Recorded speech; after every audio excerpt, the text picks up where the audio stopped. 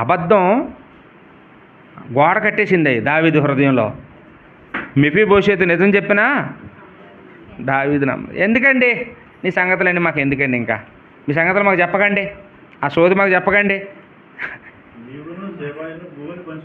సరే ఓ పని చేయండి, ఆ భూమి అతనికి ఇచ్చేసాను కదా మొత్తం, నీ భూమి అంతా 50-50 చేసుకోండి, సగం సగం చేసుకోండి ఆ భూమిని, ఆ సేబాకు సగం ఇచ్చేయండి, మీరు సగం తీసుకొని పోనీ ఎలాగలా బ్రతకండి అన్నాడు.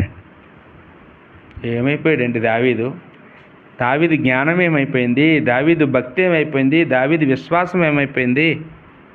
ఎంత నీతిమంతుడు దావీదు. చెప్పుడు మాటలు అంత పని చేస్తాయా ఏంటండి? ఒక్కసారైనా ఈ మెఫీబోషెతు వైపు ఆలోచించాడా దావీదు కొంచెమైనా? ఏంటండి, కష్టంలో ఉన్నప్పుడు ఎవడొచ్చాడో చూశాడు తప్ప